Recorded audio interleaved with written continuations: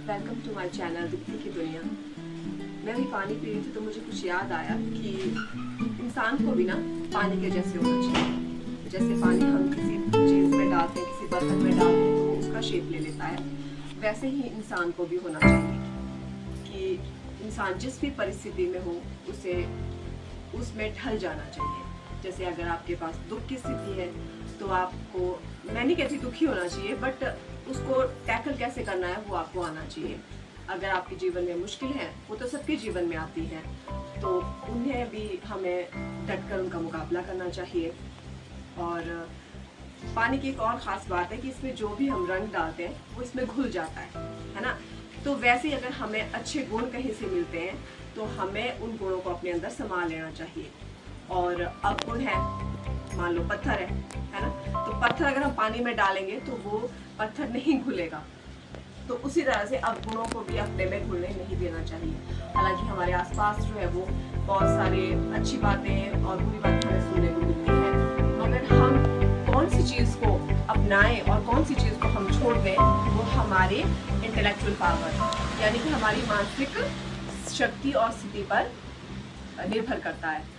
तो मैं बस यही कहना चाहती हूँ कि इंसान को गो विद द फ्लो होना चाहिए। जैसे कि जो भी परिस्थिति आपको मिलती है आपको उसे ढककर मुकाबला करना चाहिए, और तभी आप जो है वो अपनी मुश्किलों से, जो जिस भी मुश्किल से आप लड़ रहे हैं, फिजिकल है, मेंटल है ना, फाइनेंशियल है, कोई भी मुश्किल अगर आपके जीवन में है तो आप उससे पार पा सकते हैं अपने आप को।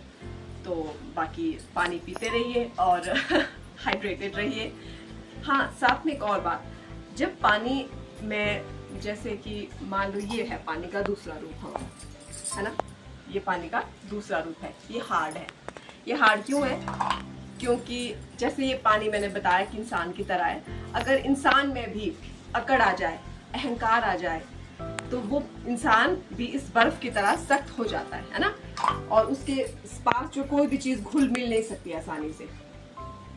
तो वैसे ही इंसान को भी अपने में से अहंकार, वहम और जो भी बुरी चीज़ें हैं उनको अपने से दूर रखना चाहिए। और इंसान को, जैसे मैंने बताया, पानी की तरह होना चाहिए कि गो विद द फ्लो।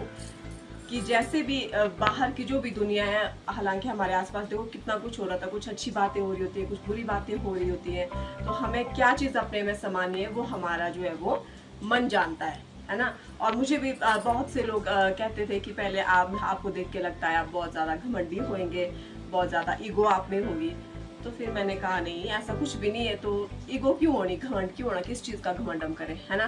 सर्व जो जानते हैं वो तो परमात्मा है, उनसे बड़ा कोई भी नहीं है, हम भी नहीं है, हम भी उनके बच्चे हैं। तो घमंड हमने नहीं करना है और अच्छी अच्छी बातें सुननी है, सीखनी है और उन्हें अपने जीवन में